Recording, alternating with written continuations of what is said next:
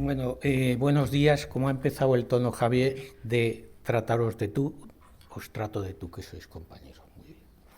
A Javier le trataré de usted porque es de Huesca, pero...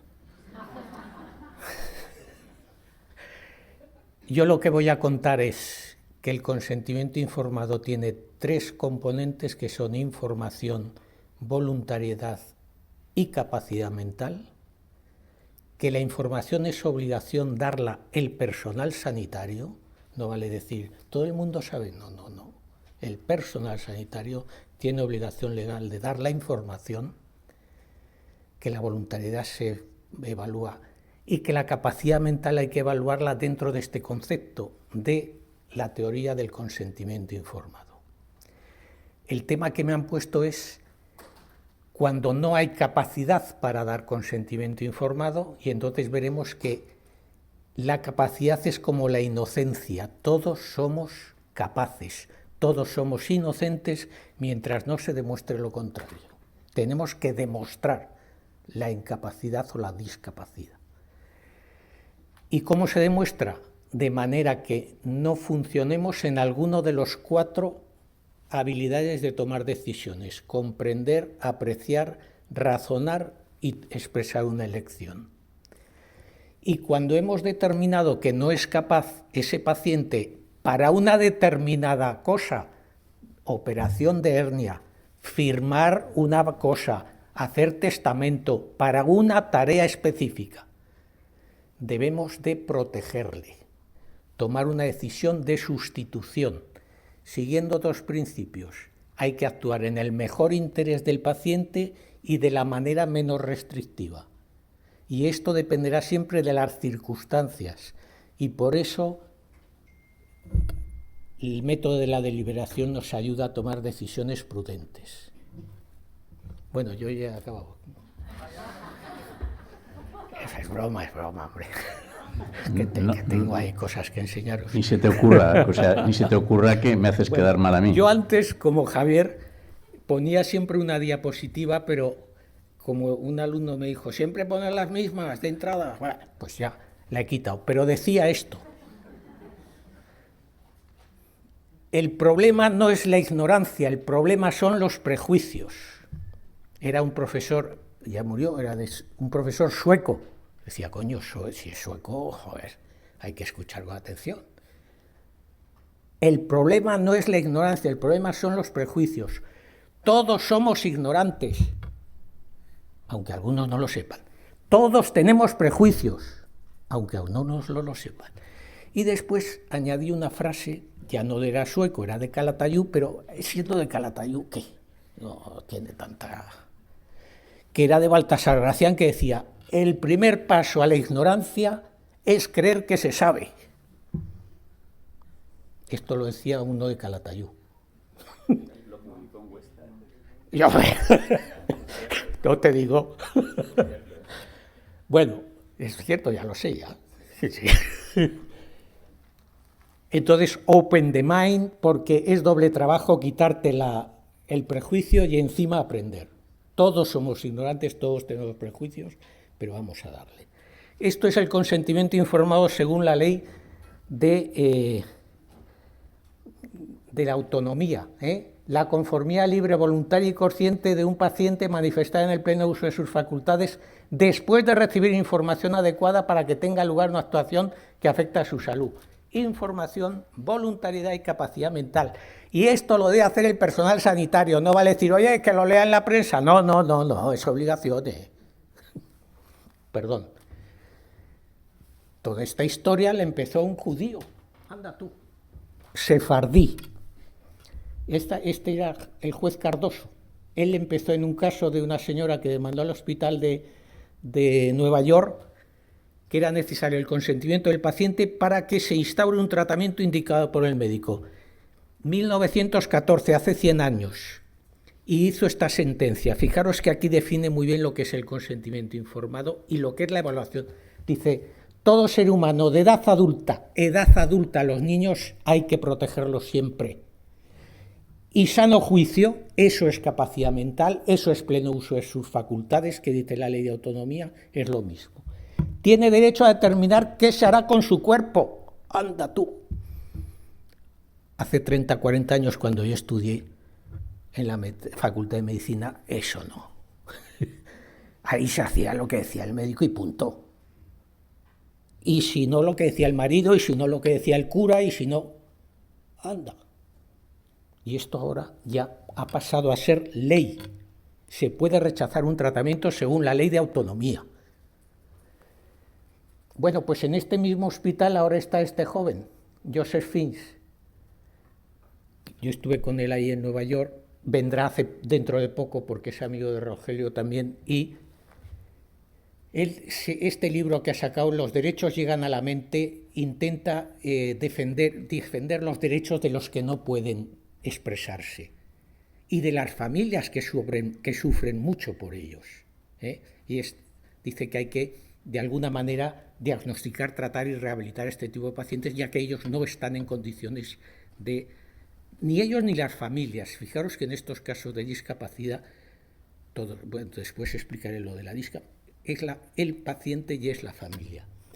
Bueno, pues este grupo lo digo para, ya adelanto, este también es, ¿lo conocéis este? Rafael Yuste. Digo, porque decía, Joseph Fiennes es judío de origen sefardí también, y Rafael Yuste ya es de Madrid, ¿qué le vamos a hacer? Es broma. Están en el mismo grupo que Rafael Yuste.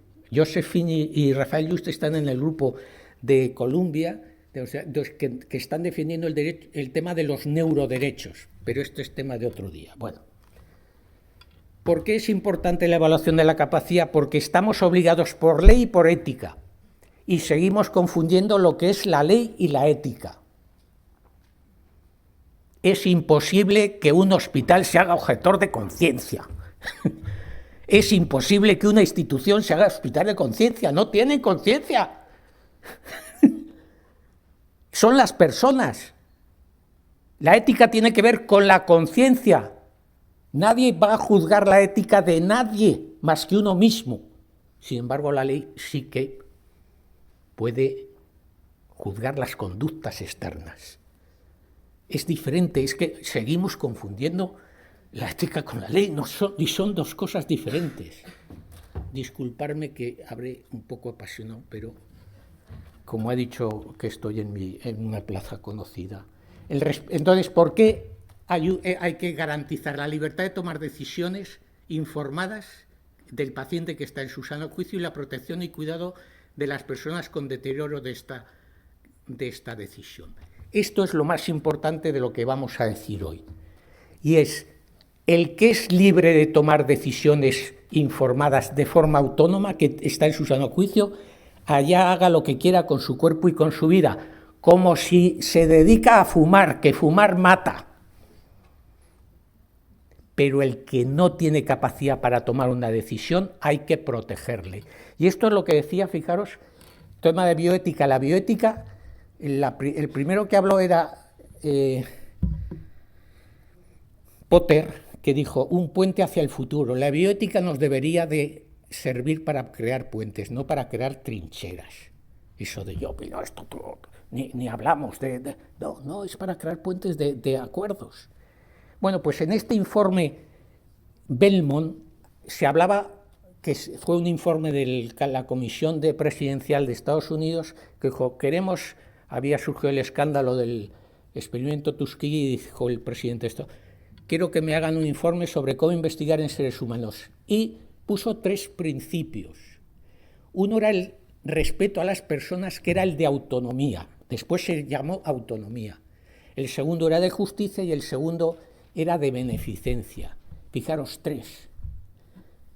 ¿Sabéis cuál se olvidaron que después se añadió el cuarto? El que debía ser el primero, el primum non nocere. El de no maleficencia, nos habíamos olvidado. Seamos críticos también de cómo... Bueno, pues este principio dice que hay que respetar a los que sean autónomos y que a los que no hay que protegerle. Y dice que es una persona autónoma. Fijaros lo que dice, es un individuo capaz de deliberar acerca de sus metas y actuar bajo la guía de tal deliberación. Respetar es dar peso a esas opiniones y elecciones de las personas autónomas y abstenerse de obstaculizar sus acciones a menos que sean claramente perjudiciales para otras. Por eso no se deja fumar en público, no, porque eso mata. Si quieres, tú fuera. ¿Me entendéis? ¿No? Pero fijaros, mostrar falta de respeto por un agente autónomo es repudiar sus juicios, negarle la libertad de actuación sobre la base de esos juicios o no darle información necesaria para hacer un juicio cuando no hay razones de peso para proceder así. Hay que dar información, hay que dar toda la información. Bueno, la evaluación de la capacidad es muy importante, pero sigue siendo ignorada por parte de la mayoría de los médicos. Un 50%, es un estudio en Lancet de pacientes en medicina interna, el médico ni había detectado que tenía incapacidad para tomar decisión sobre tratamiento. ¿Cómo se hace caso al médico? Pues tampoco. Y se están... en los últimos años han surgido instrumentos de evaluación de la capacidad, ¿vale? Nosotros nos ha preocupado ese tema y hemos validado algunos instrumentos. Hemos visto que el Minimental no sirve para evaluar la capacidad de consentir tratamiento. El de investigación nos lo han publicado en una revista de Estados Unidos porque ahí hay mucha población de origen hispano y de habla hispana. Y Applebaum, que es el autor de estos instrumentos, nos ayudó en esta validación, nos corrigió, en fin, se portó muy bien el hombre, que es muy amable. Y esta es la herramienta MACAT, que ha dicho Javier que estaba... Yo la última vez no la vi colgada, que la vuelvan a poner, que es buena. ¿Qué es capacidad mental?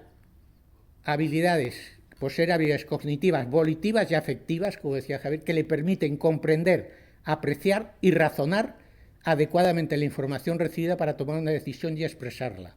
La capacidad se refiere a una decisión específica en un momento determinado. Si a mí me despiertan en mitad de la siesta, donde estoy unido con el universo, me ha cogido un agujero negro, voy a tomar una decisión fatal, en un momento determinado. ¿Qué es incapacidad? Pues un déficit funcional. Al principio se decía debido a una enfermedad, ahora os explicaré por qué ya no hacemos eso. Considerarlo lo suficientemente grave para que una persona en ese momento dado no pueda satisfacer las demandas sopesadas a la luz de las consecuencias potenciales. Y como la pregunta es, no debe ser, ¿es capaz esta persona? No. Sino la pregunta debe ser, ¿qué medidas de apoyo hay que implementar para mantener una toma de decisión autónoma? Para maximizar una toma de decisión autónoma. Después hablaremos de las discapacidades. La pregunta debe ser, ¿es capaz esta persona para esta tarea en este momento? Después lo veremos, la ley de discapacidad. Lo digo después esto. Bueno. Primero, determinar el umbral de capacidad, valoración del riesgo-beneficio de las consecuencias, para valorar, decisión a tomar las circunstancias concretas del paciente. Aquí ayuda la escala de Drain, que valora, no es lo mismo decidir una cosa de vida o muerte que decidir sobre pedir un informe al médico, no es lo mismo. Uno puede ser incapaz para rechazar un tratamiento, pero puede ser capaz de desayunar, puede ser capaz de vestirse, puede ser capaz de entender que tiene que pedir un informe su familiar, claro que puede ser. Es una tarea específica en un momento determinado. Y el umbral de capacidad quiere decir que, hombre, a mayor riesgo, más exhaustivo, más riguroso en las habilidades, pero a menor riesgo, si no quiere tomar tratamiento para el dolor, pues oiga. Hay que, en un diálogo, evaluar las 4 habilidades para tomar decisiones, que os las he dicho y después las vamos a ver. Las 4 habilidades. La entrevista MACAT, hay entrevistas, MACAT hace que no hay punto de corte. No, son entrevistas que ayudan a repasar las habilidades, pero que no tienen punto de corte. La nuestra, la MACAT, te dice, es que es muy larga. Hombre, puedes utilizar las preguntas que necesites, no tiene punto de corte. La AC es más corta. Pero pregunta cosas de psiquiatría. Estigmatiza al enfermo mental. La C4 la validó la doctora Cristina Soler comparándola con la ACE precisamente. Y es su tesis doctoral. Una doctora que ha hecho, vive aquí, es de Lerida, que le vamos a hacer, pero es broma. pero, ¿qué quiero decir que hizo la tesis aquí? No es meterme un poco. Bueno, no tienen punto de corte, lo que hacen es repasar las habilidades para tomar decisiones. El gold estándar sigue siendo la valoración clínica de cada caso concreto, ¿vale? Y estas son las 4 habilidades. De verdad que esto es lo que hay que valorar. Si puede expresar una elección, ya sea mediante lenguaje verbal, escrito o gestos. Yo me acuerdo de una paciente que tenía un problema neurológico y con un ojo guiñaba decía que sí, y moviendo la boca decía que no. Perfectamente se sabía lo que quería esta paciente. Comprensión de la información. Y consiste en preguntar algo, por ejemplo, muy sencillo. ¿Me puede repetir en sus palabras qué es lo que le acabo de informar yo? Y ahí te das cuenta si te ha pillado o no. Apreciación. Valorar adecuadamente la importancia de la información que parece un paciente en una situación concreta. ¿Esto quién falla, por ejemplo? Vosotros conocéis lo que son los pacientes maníacos. Un paciente ingresa a urgencias, bueno, la ha armado, se ha peleado con un vecino, ha echado los tejos a una vecina, se ha querido comprar 3 coches, y lo trae la familia. Y viene, y, oiga, vamos a tener que ingresarlo, estaba además irritable, agresivo. Y dice, si yo estoy mejor que nunca, ¿a mí qué me cuenta? Y me dice, oiga, que les veo muy agobiados ahí, en urgencias, pásenme pacientes que se los curo yo, que estoy mejor que nunca. No apreciaba, fallaba ahí, no tenía capacidad. Cognitivamente, Minimental 30 de 30, Bueno, razonamiento es razonar de manera lógica con la información recibida. Un judío zaragozano del siglo XI, Impacuda, decía: la razón es el mayor don que el Creador ha dado a los hombres. La razón ahora ya sé que está desprestigiada, pero la razón sigue siendo un tema importante. Un zaragozano, En este de tratamiento, ¿qué medimos? Comprensión de la enfermedad, del tratamiento, de los riesgos, beneficios de la enfermedad, del objetivo general del tratamiento, ver si el razonamiento es adecuado de forma consecuencial, comparativo, consecuencias generales, consistencia lógica, y expresar la elección. Es el más elemental. El que está en coma, el que está inconsciente, no hay que darle más vueltas, hay que protegerlo.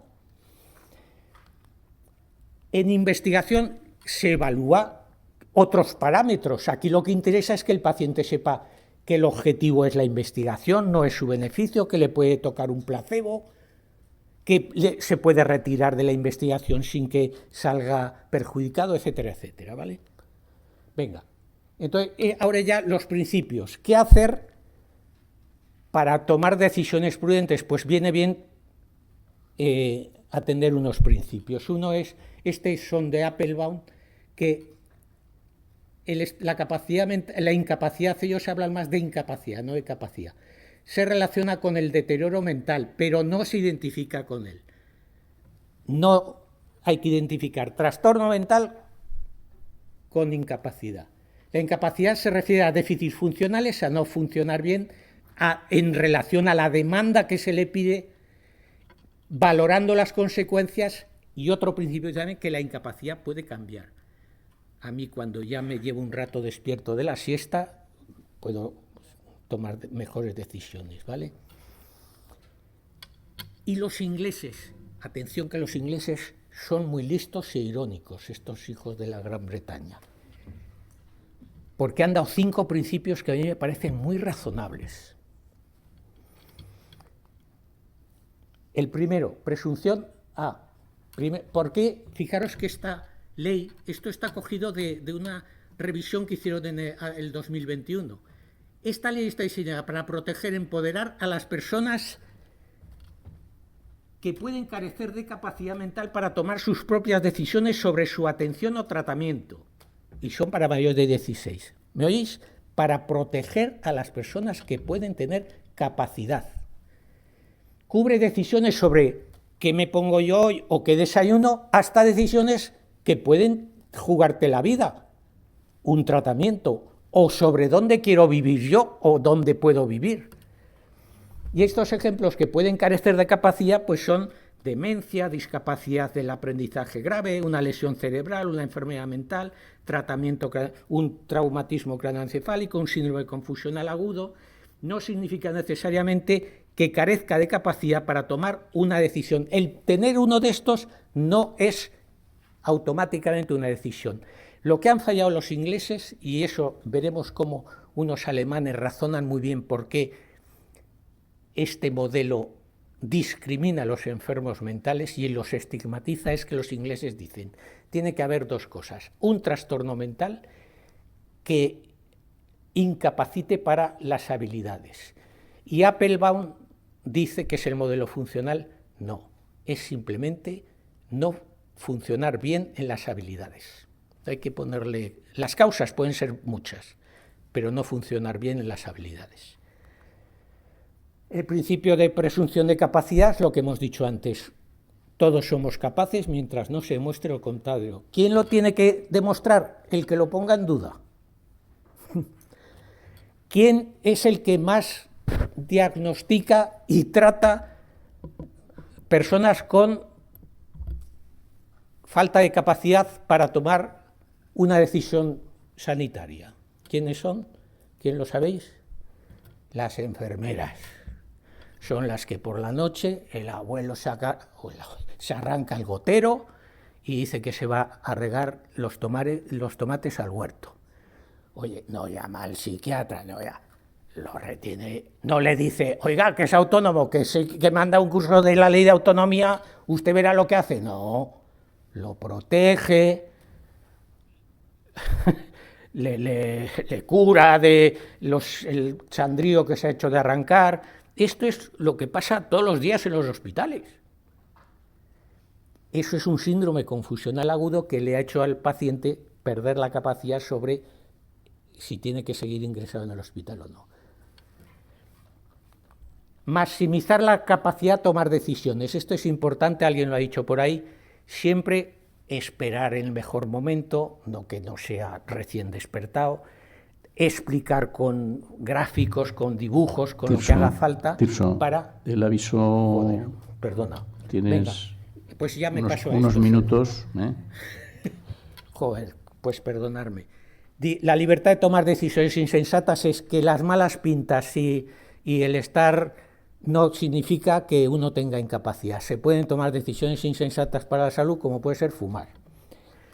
Pero cuando hemos ya determinado que un paciente no tiene capacidad, hay que actuar en su mejor interés y hay que actuar de la manera menos restrictiva. Estos ingleses, yo os lo pasaré, dice, es la decisión en su mejor interés y entonces hay que hacer una lista y verificar para fomentar la participación, circunstancias relevantes, averiguar opiniones de la persona, evitar que haya una discriminación, etc. Y la manera menos restrictiva es, pues si al abuelo se le puede estar acompañado de un familiar para que no se vuelva a arrancar los goteros, mejor que atarlo. Pero si está solo, a lo mejor hay que hacer, en fin, evitar la manera menos restrictiva. Cualquier decisión o acción debe ser en el mejor interés de la persona que carece de capacidad. Puede ser necesario una opción que sea alternativa menos restrictiva, pero a veces puede ser la opción. Cuando decimos en el mejor interés, hemos dicho esto, cuando hemos determinado que una persona no tiene capacidad, que era el título. ¿Puede retrasarse la decisión? Pues si se puede retrasar, esperamos y reevaluamos la capacidad. Decidir qué tipo de tratamiento es en el mejor interés del paciente. ¿Cómo hacerlo esto? Estableciendo qué hubiera querido si hubiera tenido capacidad, consultar con familiares y amigos. Fijaros lo irónicos que son, dice, tenga cuidado en asumir que el mejor interés es lo que el equipo de clínico decide. No, pensemos un poco, ni la familia, a lo mejor no es, pero pensemos cuál es el mejor interés del paciente. Hay derecho a tomar decisiones y hay posibilidad de remisión en casos que no tienes más remedio. La toma de decisiones sustitutiva debe ser como último recurso, debe tener en cuenta los deseos expresados previamente y en beneficio siempre del paciente con discapacidad. Fijaros, esta es la ley de discapacidad que tanto preocupa ahora. Y yo ahí, Rogelio, ¿tú te acuerdas? Ahí yo y por primera vez en el colegio médico hubo una reunión cuando salió la ley de eutanasia, estaban todos indignados, porque aquí parece que lo de la objeción de conciencia yo creo que no se sabía muy bien lo que era, pero la gente... Y el asesor jurídico Carlos La Peña dijo, disculparme, durales secles. La ley es la ley y es de obligado cumplimiento. Y se puede cambiar, claro que sí, pero mientras hay que cumplirla. La curatela, ya no hay tutela, sino curatela. Hay que tomar medidas de apoyo para determinadas cuestiones donde el paciente sea incapaz. Estos autores que dicen, para evitar las consecuencias adversas de estos temas, hay que tomar decisiones de apoyo con el modelo funcional de capacidad, para así mejorar la capacidad de tomar decisiones, mejorar la planificación anticipada y tomar decisiones por sustitución, mejorarlas. Esto es importante y este es el modelo. Javier, te recomiendo leer este artículo. Me parece que son unos alemanes que razonan muy bien por qué este modelo que defiende funcional, el de Applebaum, es el que menos discrimina a los enfermos mentales. Porque valora solo, fijaros lo que pone el método funcional, las personas son competentes, los americanos, como veis, hablan de competencia, los ingleses ya capacidad, y el término correcto en español es capacidad. Solo si son suficientemente capaces de expresar una elección de tratamiento, comprenden la información divulgada, aprecian que esta información se aplica a la condición y procesan la información de manera racional. Este modelo McCAT, que tiene alto acuerdo, garantiza que estos pacientes no se discriminen ni sea arbitrario. Y la clave es, para eliminar la discriminación del proceso de consentimiento informado, es reforma radical de leyes de tutela. Aquí hará falta una reforma.